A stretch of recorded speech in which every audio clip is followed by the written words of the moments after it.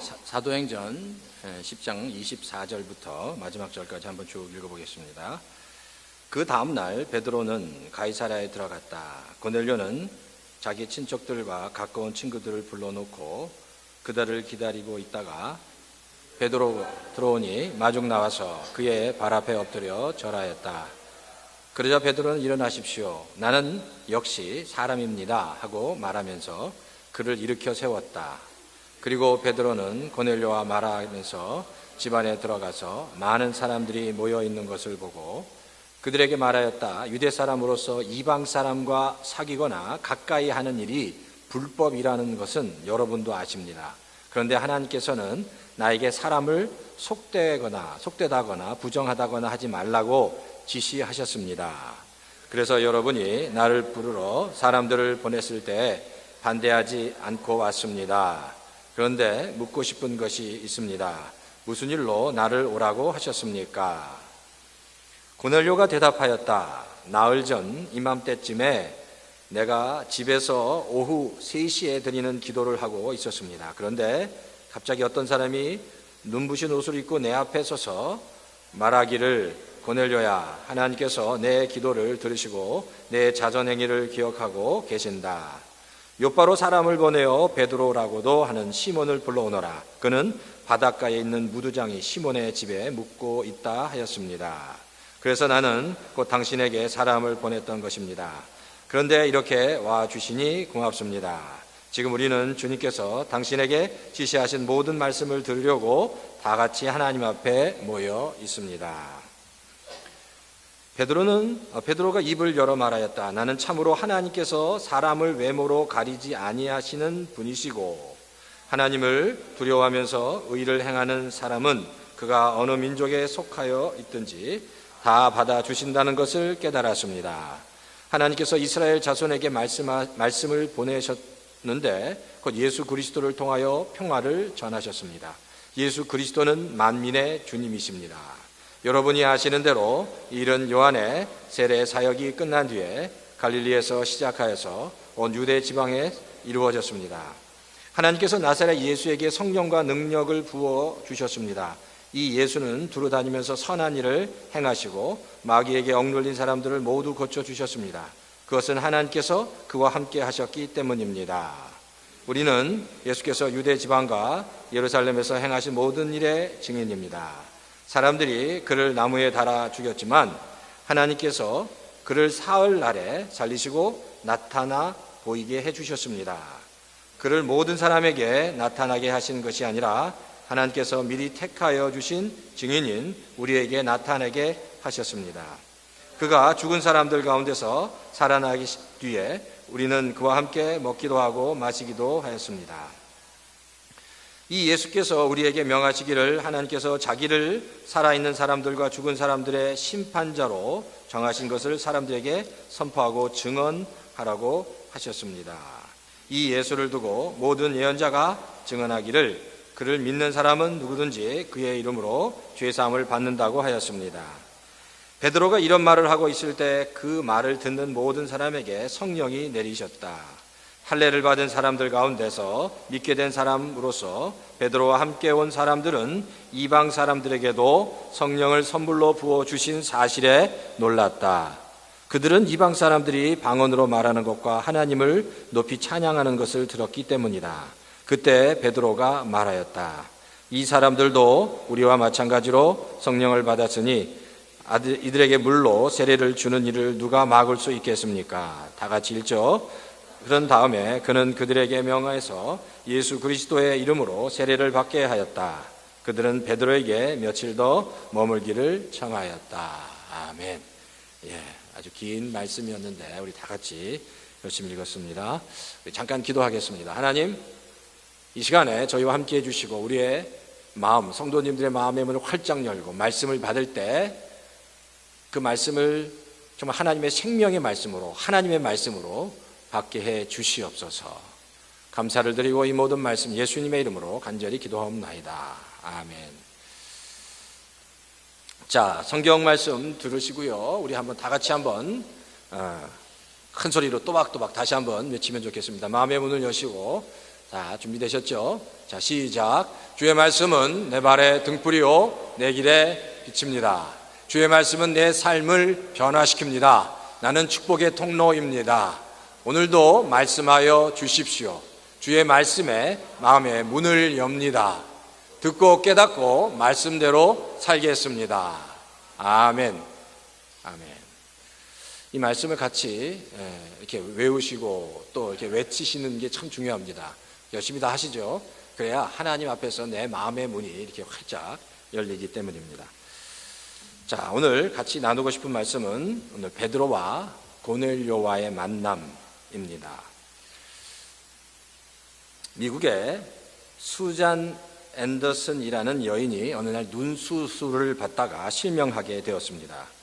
그래서 남편이 아내의 그 직장 출퇴근을 도와주었습니다. 그런데 어느 날 갑자기 남편이 아내에게 이렇게 이야기를 합니다. 여보, 이제 내가 계속해서 당신을 도와줄 수 없으니 내일부터 혼자 출퇴근해 주세요 라고 말했습니다. 그러니까 그 얘기를 듣는 와이프가 어떨까요? 자기는 지금 이제 눈도 안 보이는데 심한 배신감을 느꼈습니다. 그런데 이 아내는 이를 악물고 출퇴근을 했습니다. 그래서 여러 번 넘어지기도 하고 쓰러지기도 하고 서러워서 눈물도 흘렸지만 점차 출퇴근을 하면서 그 출퇴근이 익숙해지기 시작했습니다. 그런데 그날 어느 날 그녀가 버스를 탔을 때 운전기사가 무심코 하는 이야기를 들었습니다. 부인은 참 좋으시겠습니다. 왜냐하면 좋은 남편을 두셨어요. 매일 한결같이 부인을 살펴주시니까 말입니다. 알고 보니 남편은요, 매일 아내가 버스를 타면 같이 타서 뒷자리에 앉아 있었습니다. 그리고 아내의 출퇴근길을 말없이 등 뒤에서 지켜보고 있었다는 겁니다. 우리가 살아가면서 때때로 넘어지기도 하고 또 쓰러지기도 하고 서러워서 눈물을 흘릴 때도 있고 상처나 아픔과 고독을 경험하지만 우리가 잊지 말아야 할 것은 그때마다 우리의 등 뒤에서 누군가 우리를 지켜보시고 도와주시는 분이 있다는 겁니다. 우리가 때때로 힘들 때, 어려울 때 이렇게 아무도 나를 도와주지 않는다고 생각할 때가 많이 있습니다. 그렇지만 항상 우리 뒤에서 우리를 도와주시는 하나님, 주님이 계시다는 것을 잊지 말아야 합니다. 우리가 때때로 주님을 떠나고 주님의 사랑을 떠나지만 주님은 절대 우리를 떠나지 않으신다는 겁니다. 우리 조금만 힘들면 불평하죠. 하나님, 정말 당신이 나를 사랑하십니까? 나를 돕고 계십니까? 내가 이렇게 어려운 문제 가운데 있는데 하나님은 어디 계십니까? 라고 막 불평합니다. 하나님을 향해서 불평하고 불만을 토로합니다. 하지만 우리가 꼭 알아야 할 것은 우리가 힘들 때도 우리가 어려울 때도 하나님은 여전히 우리와 함께 하고 계신다는 겁니다. 다만 우리가 그분의 임재와 그분의 사랑을 느끼지 못할 뿐이지 하나님은 항상 우리와 함께 하고 계신다는 겁니다. 오늘 본문을 통해서 하나님은 이방인을 향한 놀라운 사랑의 모습을, 사랑의 메시지를 전하고 계십니다. 오늘 본문의 내용은 이렇습니다. 베드로가 이제 고넬료가 보낸 하인을 따라서 고넬료의 집으로 가는 장면입니다.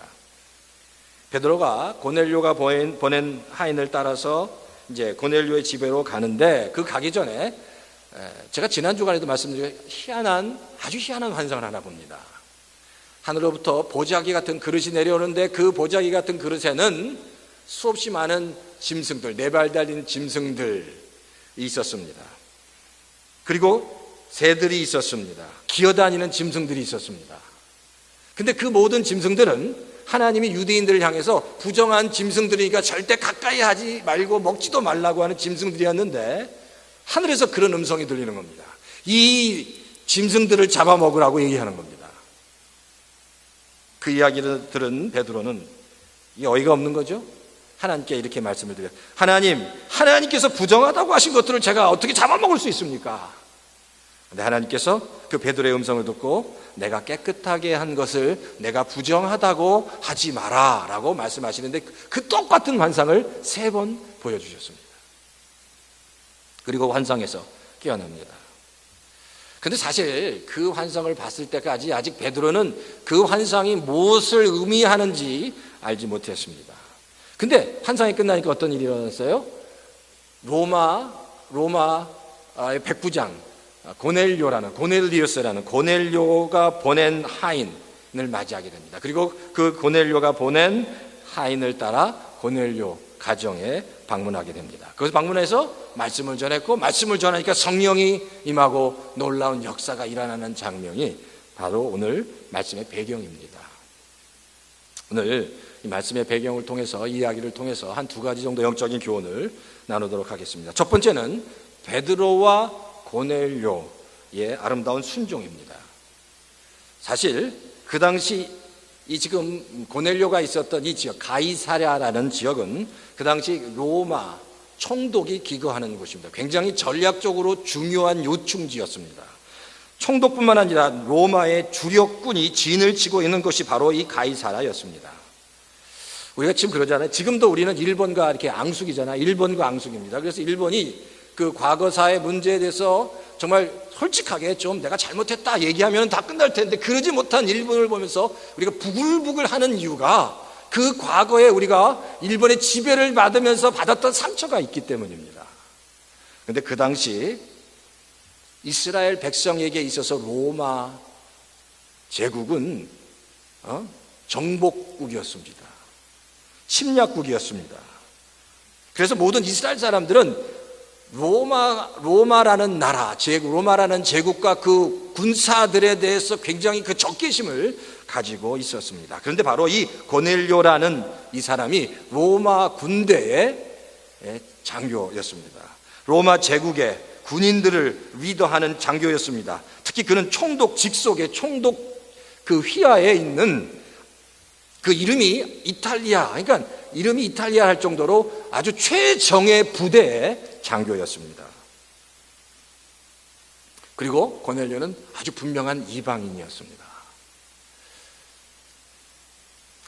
사실 이런 상황을 보면 아무리 하나님께서 말씀을 하셨다고 하더라도 그런 소위 말해서 침략국의 그 로마 제국이라는 침략국의 최정예 그 군대의 장교를 만난다는 것, 그리고 그 사람은 아주 엄연한 이방 사람인데 베드로가 얘기해 그것은 이방 사람을 만나는 것은 불법인데 그렇게 그 고넬료의 집에 들어간다는 것은 이 베드로에게 있어서 정말로 큰 부담일 수밖에 없습니다. 유대인들이 보면 큰 원성을 살 만한, 어떻게 보면 변절자로 낙인 찍힐 수 있는 아주 그런 굉장히 어렵고 힘든 만남이라고 할 수 있습니다. 베드로는요, 그 당시 가장 영향력 있는, 유대인들이 가장 영향력 있는 영적인 지도자인데 그 영적인 지도자가 로마 제국의 소위 침략국의 앞잡이가 되는 그 군대 장교를 만난다. 이것 역시 아주 큰 이슈가 될 수 있기 때문에 굉장히 어려운 만남이라는 겁니다. 근데 그럼에도 불구하고 베드로는 하나님의 말씀에 순종했다는 겁니다. 순종했다는 겁니다. 하나님 말씀을 따랐습니다.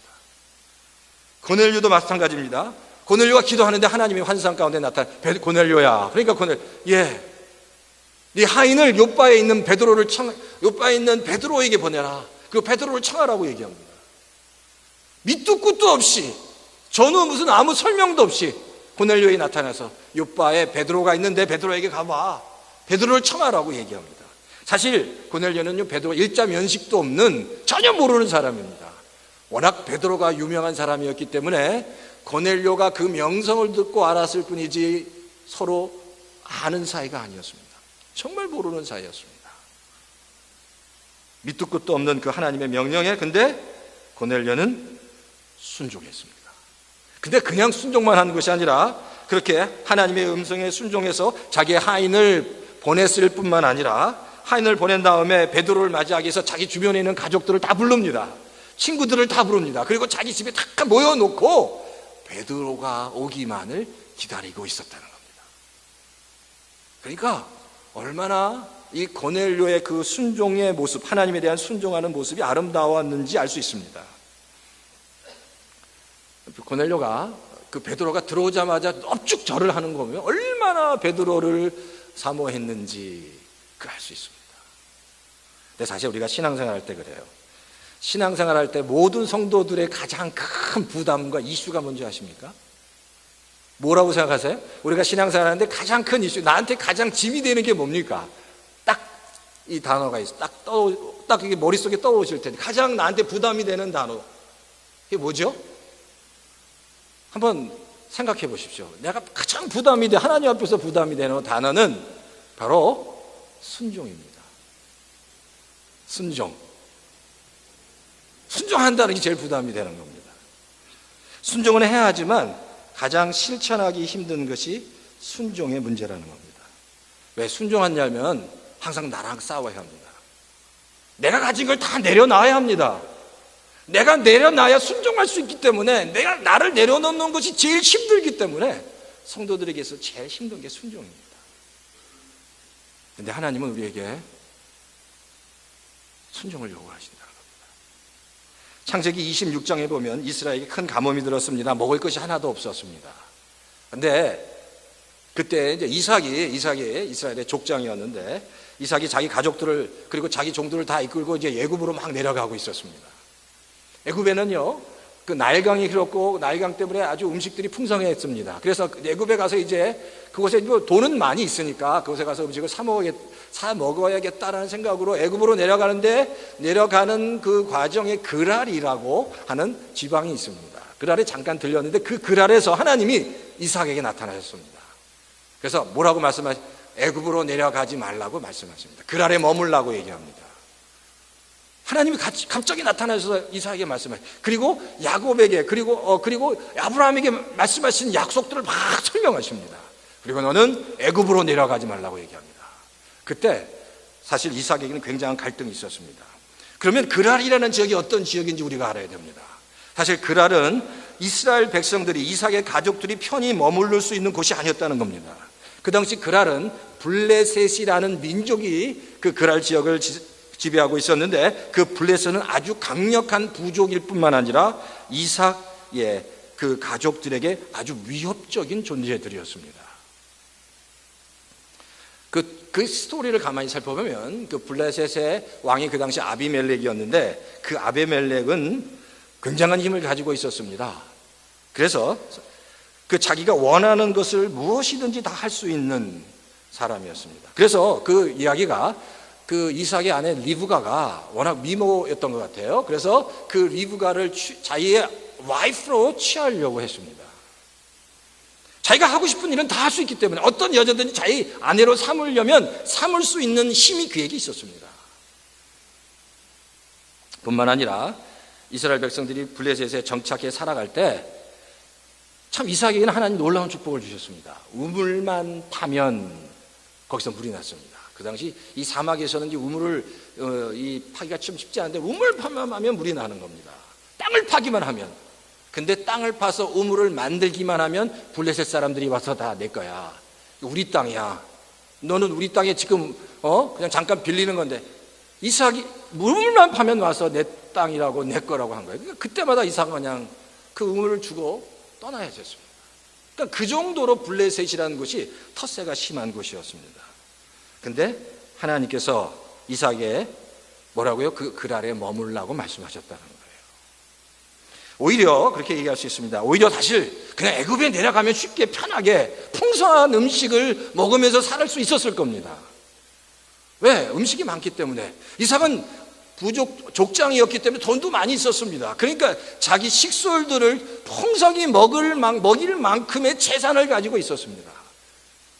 애굽에 내려가면 편하죠. 그러니까 마음대로 먹을 수 있고 편하게 지낼 수 있었습니다. 근데 이삭은 하나님의 말씀에 순종했습니다.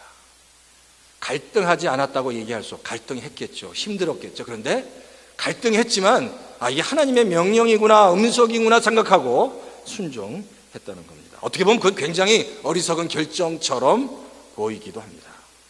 근데 놀랍게도 하나님이 이삭에게 명령하시고 이삭이 하나님의 말씀에 순종한 다음에 놀라운 일이 벌어지는데, 하나님께서 이삭에게 말씀하시고 이삭이 하나님의 말씀에 순종했을 때 하나님이 아비멜렉에게 나타나십니다. 그리고 하나님이 아비멜렉에게 이삭의 아내 리브가 그리고 이삭의 모든 가족들과 식솔들의 머리 털끝 하나 건드리지 못하도록 하나님께서 역사하셨습니다. 그리고 그 해, 바로 성경은 그 해 이삭이 그랄에서 농사를 지었는데 다른 사람들이 지은 농사보다 100배 이상의 열매를 거뒀다고 성경은 기록합니다. 놀라운 일이 벌어졌습니다. 뭐 때문에? 이삭이 하나님의 말씀에 순종했기 때문입니다. 사실 그래요. 이삭이 그냥 자기 고집대로 애굽에 내려갔더라도 큰 문제는 없었을 겁니다. 그냥 먹고 사는데 지장이 없었을 거고요. 굶주려 죽지 않았을 겁니다. 왜? 돈도 있었기 때문입니다. 그러나 하나님의 말씀에 순종하지 않고 애굽에 내려갔다면 이삭은 절대 털끝만치도 하나님을 경험하지 못했을 겁니다. 하나님 없이 그냥 살았겠죠. 근데 이삭은 하나님 말씀에 순종할 때 놀라운 하나님의 그 축복을 경험하게 됐다는 겁니다. 요즘 의학에서 최고로 중요한 것이 정확한 진단이라고 합니다. 진단을 잘하면 무소남도 조기에 발견할 수 있기 때문입니다. 그러니까 영적인 세계에서도 이 영적인 진단이 중요한데, 영적인 세계에서 암이라고 해당하는 것이 뭔지 아십니까? 영적인 세계, 영적인 진단에서 영적인 세계의 암이라고 하는 것은 바로 교만입니다. 교만. 이 교만 증후군이, 그러니까 우리가 항상 나한테 이런 교만 증후군의 어떤 증상이 있는지 없는지를 내 자신을 돌아볼 필요가 있습니다. 왜? 우리가 교만하게 되면 하나님은 가장 싫어하는 게 교만이기 때문입니다. 교만을 버리지 않고 그리고 계속 겸손의 자리에 나가지 않고 교만을 버리지 않는다면 우리가 어떤 성공을 해도 결국 그건 불완전한 성공일 수밖에 없습니다. 임시적인 것일 수밖에 없기 때문입니다. 결국 교만한 성도는, 교만한 사람은 결국 하나님 앞에 가서도 하나님의 책망밖에 받을 수 없다는 겁니다. 그러니까 그럼 교만이라는 것이, 교만 증후군이 어떤 것이 나타나냐, 어떻게 교만 증후군이 나타나냐, 살펴볼 필요가 있는데 이런 것들입니다. 내 자신을 볼 때 이 정도면 괜찮은 사람이라고 생각하는 겁니다. 난 이 정도면 하나님 앞에서 괜찮은 사람이야 라고 생각하는 겁니다. 또 한 가지는 남의 말에 귀담아 듣지 않고 자기가 항상 결론을 내리는 습관입니다. 그리고 화해하거나 용서하지 않는 습관입니다. 감사할 줄 모르는 습성입니다. 하나님을 의지하지 않고 나 혼자 다 할 수 있다, 내가 가지고 있는 것을 다 할 수 있다라고 생각하는 습성입니다. 또한 하나님이 주신 말씀을 끝까지 인내하면서 기다리지 않고 자기 스스로 행하는 모든 습관이 바로 교만한 증후군, 교만한 습성이라고 얘기할 수 있습니다. 그러니까 이런 습성을 우리가 계속 갖고 있으면 나중에 하나님 앞에 가서라도 하나님의 그 축복 안에 들어가지 못한다는 겁니다. 그러니까 하나님 앞에서 우리 겸손하게 낮아진다는 것, 그리고 하나님 말씀을 받아들인다는 것, 순종한다는 게 너무 중요합니다. 우리 그렇잖아요. 99도까지는 액체입니다. 99도까지는 액체인데 그 1도, 100도가 딱 올라갈 때 기체가 되는 것처럼 때때로 우리가 하나님의 말씀, 그리고 하나님의 말씀이 우리 인생 가운데 정말 일어나고 이루어지는 것을 기대할 때까지는 때때로 99도까지 참아야 하는, 그때 끝까지 참아야 하는 순종과 인내가 필요하다는 겁니다. 그때까지 참고 마지막 1도가 더 100도가 올라갈 때까지, 우리가 그때까지 끝까지 참을 때 물이 기체가 되는 것 같이 하나님께서 우리 성도님들의 삶을 통해서 이루시는 놀라운 은혜들을 경험할 수 있다는 겁니다. 성경에도 그러잖아요. 가나 온전 잔치에 우리가 알죠. 물이 포도주가 됐다고 합니다. 근데 어떻게 물이 포도주가 됐습니까? 자, 거기에 돌 항아리 6개가 있었습니다. 물을 부었는데 예수님께서 뭐라고 말씀하시냐면 그 6개의 돌 항아리 아구까지 다 채우라고 얘기합니다. 하인들이 다 채웠습니다. 물을 다 채운 후에 6개의 돌 항아리 아구까지 물을 다 채운 후에 그 물을 떠다가 그 결혼식에 있는 하객들에게 나눠줄 때 그때 포도주가 됐다는 거죠. 만약에 한 2, 3 항아리에 물을 차기 시작해왔는데 그때부터 그것이 물이 포도주가 돼서 변했다면 참 순종하기 쉬웠을까? 아, 이게 지금 포도주로 변하는구나. 근데 6개의 돌 항아리에 물이 다 채워지기 전까지는 물이 포도주로 변하지 않았습니다. 다 채워지고 주님의 말씀 따라 그 물을 떠다가 하객들에게 나눠주는데 그때 그 물이 포도주가 됐다는 겁니다. 그러니까 우리가 때때로 하나님의 일을 경험하기 위해서는 그때까지 인내하며 순종할 수 있어야 한다는 겁니다. 순종의 귀감이라고 불리우는 프랑스와 페넬롱이라는 사람이 있습니다. 이분이 순종에 대해서 이렇게 얘기했습니다. 특정 조건에만 하나님을 섬기겠다고 말하는 것은 결국 하나님을 자기 마음대로 섬기겠다는 말이다. 순종의 조건을 달지 않고 인내하는 것이 진정으로 하나님 자신에 대해서 죽는 것이고, 진정으로 자신에 대해서 죽는 것이고 하나님을 진정으로 예배하는 거다. 순종의 조건을 달지 말라는 겁니다. 그리고 인내하고 나아갈 때 그것이 진정으로 내가 죽는 것이고 하나님을 예배하는 거라고 말합니다. 두 번째, 존 칼빈은 이렇게 얘기합니다. 하나님에 대한 모든 지식, 바로 참 지식입니다. 하나님에 대한 모든 지식, 참 지식은 순종을 통해서 나온다는 얘기입니다. 이 얘기는 굉장히 중요한 얘기입니다. 왜냐하면 하나님을 아는 참 지식은 순종을 통해서만 경험할 수 있다는 겁니다. 하나님에 대해서 아무리 머리로 알아도 그것은 하나님에 대해서 아는 게 아닙니다.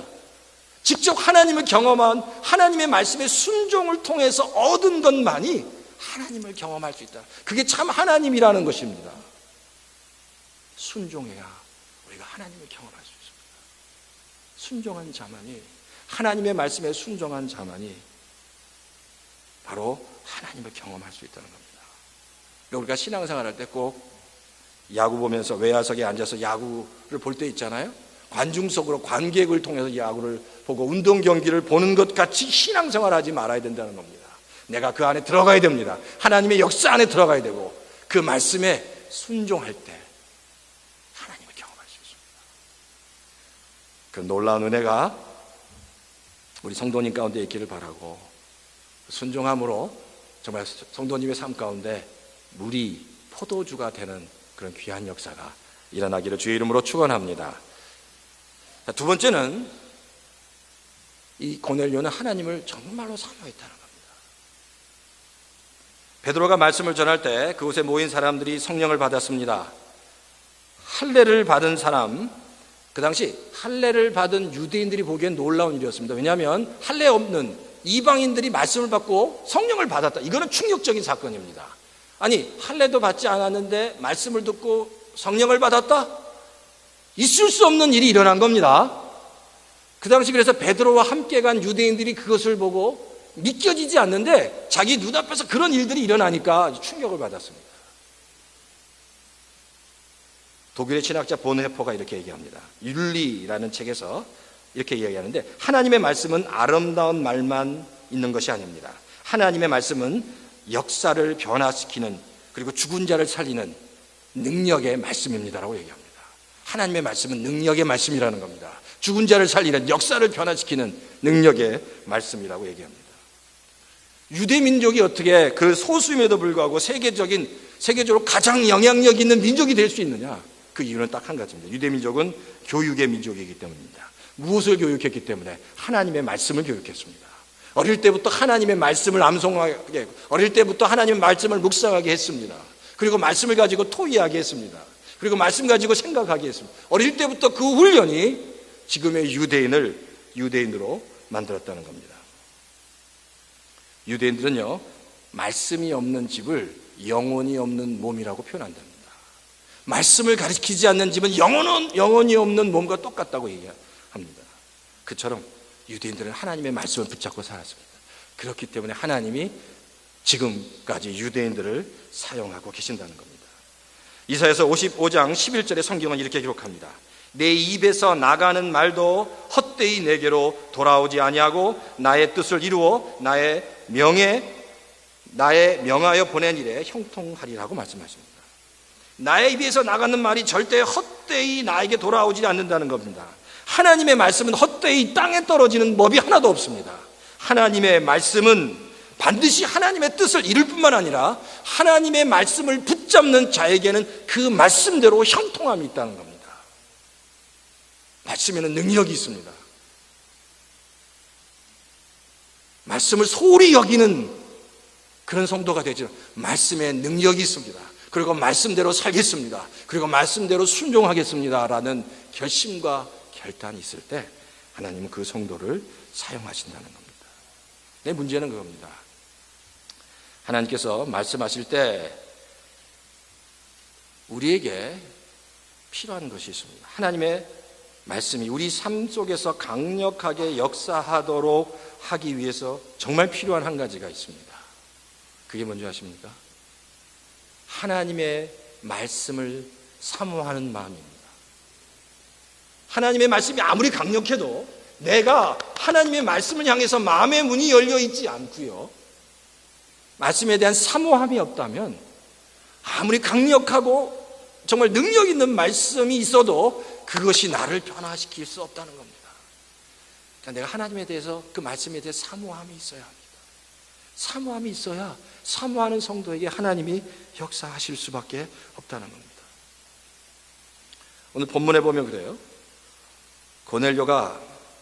고넬료의 이 태도를 보면 참 고넬료가 얼마나 하나님을 사모했는지 알 수 있어요. 고넬료가 베드로가 그의 집으로 들어올 때 마중 나가서 성경에 이렇게 넙죽 절을 했다고 얘기합니다. 25절에 넙죽 절을 했습니다. 그러니까 베드로가 내가 하나님이 아닌데, 신이 아닌데 왜 나에게 절하냐고. 근데 그거는 베드로가 잘못 본 것 같아요. 이 고넬료는 베드로에게 절을 한 이유가 베드로를 하나님처럼 생각한 겁니다. 베드로를 맞아들이는 것을 자기는 지금 하나님을 본다고 생각합니다. 베드로가 전할 그 말씀을 통해서 하나님을 만나고 싶어 한 겁니다. 하나님에 대한 그 사모함이, 사랑함이 지금 고넬료에 가득 차 있는 겁니다. 그럼 베드로를 보자마자 너무 반가워서 절을 한 거니까. 33절에 보면 또한 고넬료와 그의 일가 친척들이 다 모여 있는데 이렇게 얘기합니다. 이렇게 와주셔서 감사합니다. 우리는 지금 주님이 당신에게 지시하신 모든 말씀을 들으려고 다 같이 하나님 앞에 모여 있습니다. 베드로가 있는데 지금 뭐라고요? 우리가 지금 당신이 하신 모든 말씀을 다 듣고 지키려고, 순종하려고 하나님 앞에 있다는 겁니다. 고넬료와 고넬리 모든 가족들은 하나님을 사랑하는 마음을 활짝 열고 하나님을 사랑하고 사모하는 마음으로 가득 차 있는 겁니다. 그러니까 베드로가 말씀만 전했는데 성령이 임할 수밖에 없는 거죠. 그들의 마음이 하나님을 정말로 사랑하는 마음으로, 사모한 마음으로 가득 차 있습니다. 우리가 한번 우리 자신을 돌아봐야 합니다. 왜 내 삶 속에서 그렇게 하나님이 역사하지 않을까? 하나님이 능력이 없어서가 아닙니다. 내가 마음의 문을 열어야 합니다. 철저하게 내 마음의 문을 철저하게 잠가두고, 그리고 하나님이 그런 우리를 사용할 수 없다. 내 마음이 열려야 하나님이 나를 통해서 역사하십니다. 끝까지 내 문을 열지 않고 하나님과 동행할 수 없다는 겁니다. 우리가 신앙생활하면서 아까도 말씀드렸지만 하나님의 말씀을 듣고 순종해야 한다는 이 말이 참 힘들어 하시는 것 같아요. 그리고 성도들은 이 하나님의 말씀을 듣고 말씀에 순종해야 한다는 이런 강박관념이 있는 것 같습니다. 순종은 해야 되는데 순종하기는 싫고, 그래서 제가 보기엔 그런 것 같아요. 이렇게 그 순종에 대한 강박관념이 있는데 순종에 대한 강박관념을 가지고 있지만 결국은 순종을 안 합니다. 강박관념이 있는데 순종하지 않고 결국 남는 거는 순종하고 열매로 남는 것이 아니라 강박관념만 남습니다. 우리의 모습이, 저의 모습이기도 합니다. 왜? 그만큼 순종하기가 쉽지 않기 때문입니다. 그리고 항상 스트레스를 받습니다. 그런데 충분히 저도 이해합니다. 그렇죠? 순종하는 것이 너무 쉽지 않기 때문입니다. 그런데 우리가 신앙생활하는 방법을 좀 바꾼다면 하나님의 말씀에 기쁨으로 순종할 수 있습니다. 하나님 우리의 말씀을 볼 때 이런 겁니다. 내가 하나님의 말씀에 순종해야겠구나. 하나님 말씀에 순종하는 성도를 사랑하는구나. 그러니까 내가 순종이 자꾸만 이렇게 생각하면 더 힘들 수밖에 없습니다. 우리가 그렇게 생각하는 게 아닙니다. 어떻게 하냐? 먼저 하나님과 사랑에 빠지는 겁니다. 하나님과 사랑에 빠지는 겁니다. 하나님을 사랑하는 겁니다. 하나님을 사모하는 겁니다. 그냥 하나님을 좋아하는 겁니다. 하나님 말씀을 좋아하는, 하나님을 좋아하는 겁니다. 그게 바로 고넬료가 그런 것처럼 고넬료는 하나님을 사랑했습니다. 사모했습니다. 그러니까 무슨 말씀에 순종해야겠다가 하나님을 사랑한 겁니다. 그리고 그 하나님이 나를 정말 사랑하고 그 나의 필요한 모든 것들을 하나님께서 채워주시고 하나님이 없이는 내가 살아갈 수 없다는 그 하나님을 사랑하는 사모하는 마음, 그 마음으로 가득 채웠습니다. 꼭 그와 같이 고넬료가 그와 한 것 같이 우리 마음 가운데 하나님을 사모하는 마음을 먼저 채울 수 있어야 합니다. 그래요. 제가 처음에 말씀드렸죠. 수잔 앤더슨이라는 그 눈이 먼 그 여인의 이야기를 말씀드렸습니다. 그 여인이 그랬잖아요. 그녀는 출퇴근하면서 자기 혼자 가는 줄 알았습니다. 그런데 그게 아니었잖아요. 그의 남편이 그와 늘 동행했습니다. 그 여인은 남편이 늘 뒤에서 자기를 따라다니면서 지켜보고 있었다는 걸 알지 못했지만 남편은 그를 늘 지켜보고 있었습니다. 꼭 그와 같아요. 우리가 이 땅을 살아가면서 그래요. 하나님이 정말 나와 함께 하시는지, 나와 동행하시는지, 나를 지켜보고 계시는지, 내가 어려운 가운데 있을 때, 정말 힘들 때 이 고통을 아시는지 우리는 그걸 알지 못하니까 늘 불평을 합니다.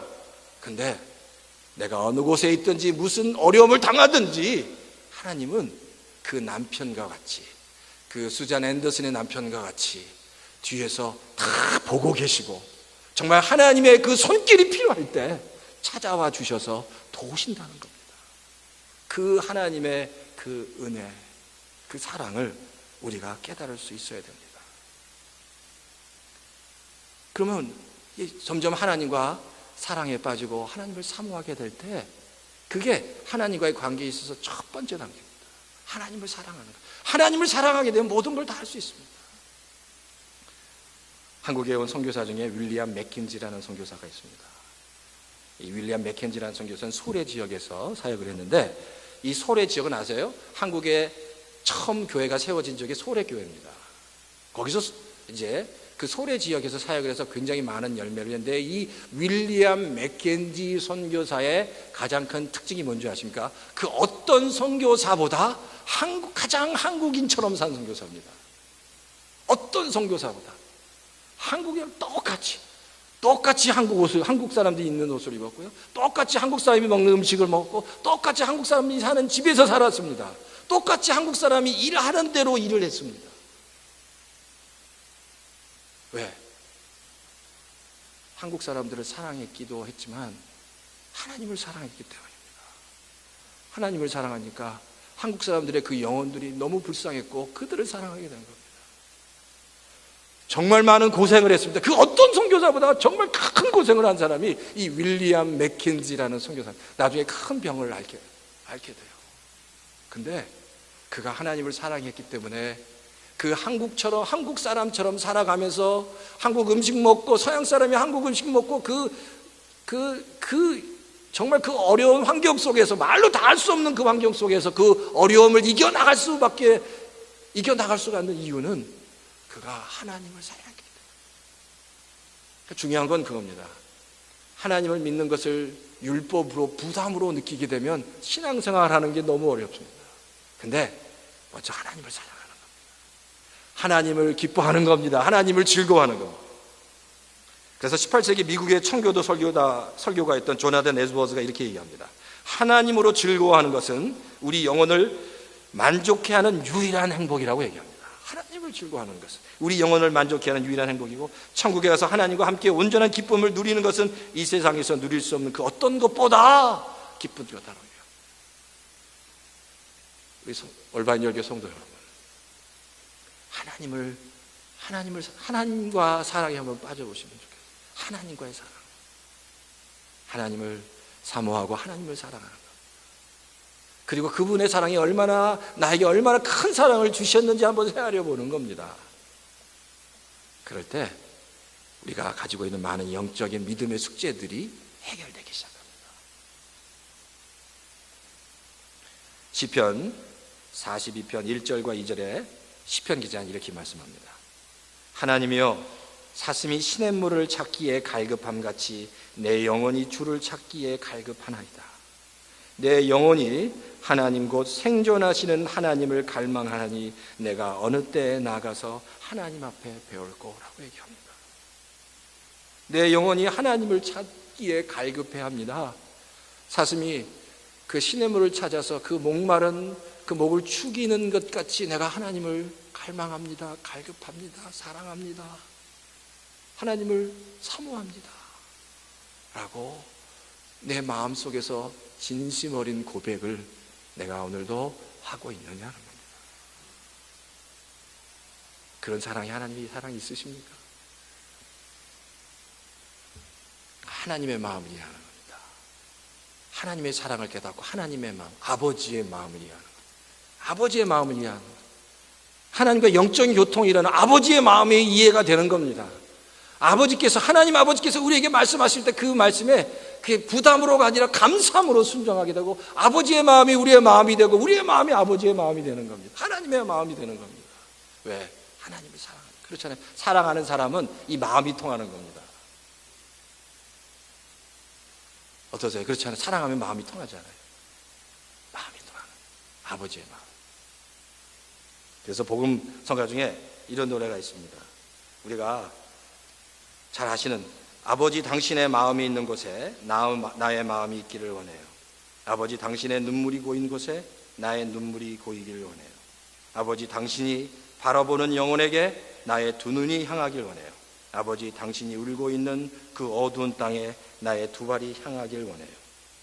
나의 마음이 아버지의 마음하라. 내 모든 뜻 아버지의 뜻이 될 수 있기를. 나의 온몸이 아버지의 마음하라. 내 모든 삶 당신의 삶 되기를. 하나님과 사랑에 빠지게 되면 아버지의 마음이 우리의 마음이 됩니다. 아버지께서 하시는 그 모든 것들이, 그 일들을 감사합니다. 감사합니다. 기쁨으로 그 일을 감당할 수 있습니다. 바라기는 우리 얼바인 연합교회 성도 여러분, 하나님과 정말 이 감사의 계절에 정말 하나님과 깊은 진한 사랑을 한번 나눴으면 좋겠습니다. 그래서 아버지의 마음을, 아버지의 심정을 깨닫고, 하나님, 내가 하나님만을 기뻐합니다. 세상이 주는, 하나님이 주시는 어떤 무엇 때문에가 아니라 내가 하나님을 기뻐하기 원합니다. 그 하나님과 만나기 원합니다. 그래서 하나님과 철저한 영적인 그 교제, 동행, 로맨스 나누기 원합니다. 찾아와 주십시오. 만나 주십시오. 채워 주십시오. 이 심령, 갈급한 심령, 하나님 채워 주십시오. 라고 정말 기쁨으로 고백할 수 있는 우리 얼바인 연합교회 모든 성도님 다 되시기를 주의 이름으로 축원합니다. 자, 이 시간 우리 잠깐 기도하는 시간 갖죠. 다 같이 조금 기도하겠습니다. 하나님 만나기 원합니다. 하나님 말씀에 순종하는 것이 나에게 부담이 되지 않기 원합니다. 기쁨으로 하나님을 사랑하기 때문에, 하나님을 사모하기 때문에, 하나님의 마음을 알기 때문에, 하나님이 왜 이 말씀에 순종하는 것을 알기 때문에 좀 힘들지만 내가 기쁨으로 할 수 있습니다. 내가 하나님을 사랑합니다. 내가 신앙생활하는 것이 나에게 짐이 아니라, 말씀에 순종하는 것이 부담이 아니라 기쁨이 되게 해주십시오. 주님과 늘 동행하는 것이, 주님과 늘 함께하는 것이 참된 기쁨이 되게 해주십시오. 하나님 나를 붙잡아 주십시오.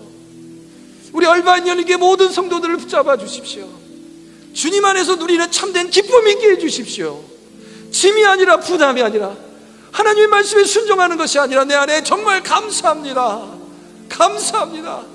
내가 그 일 감당하겠습니다. 라고 기쁨으로 나아갈 수 있게 해주십시오. 하나님 도와주십시오. 주여 도와주십시오. 주여 도와주십시오. 우리 좀 큰 소리로, 우리 통성으로 잠깐 기도하겠습니다. 하나님 아버지, 하나님 아버지 감사합니다. 하나님 아버지 감사합니다. 하나님 아버지 감사합니다. 하나님과 사랑하기 원하고 사랑에 빠지기 원합니다. 붙잡아 주십시오. 만나 주십시오. 찾아와 주십시오. 주님을 찬양합니다. 주님을 찬양합니다. 주님을 찬양합니다. 주님을 찬양합니다. 주님을 사랑합니다. 하나님을 사랑합니다. 하나님을 사랑합니다. 하나님을 사랑합니다. 주여 하나님 아버지, 주여 하나님 아버지, 주여 하나님 아버지, 주여 하나님 아버지, 찾아와 주셔서 만나 주시고 하나님 위로해 주시고 쓰다듬어 주시고 함께 해 주시옵소서. 주여 하나님 아버지, 이 감사의 계절에 우리의 마음 가운데 더 많은 감사가 넘쳐나도록, 더 많은 감사가 넘쳐나게 주여 채워 주시옵소서.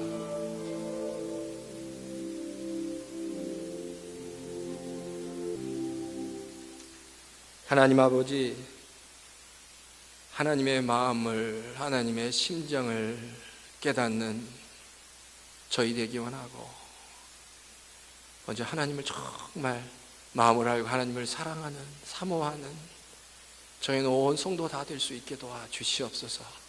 신앙생활이 짐이 되지 않고, 순종하는 것이, 말씀 따라 사는 것이 짐이 되지 않고 어려움이 되지 않고, 신앙생활이 하나님을 사랑함으로 기쁨이 되고, 순종하는 것이 기쁨이 되고 감사가 되고 새로운 힘이 될 수 있도록, 순종함으로 더 날마다 하나님을 경험함으로 또 놀라운 하나님의 은혜와 역사를 체험하는 성도들 다 될 수 있도록 주여 도우시고 역사해 주시옵소서.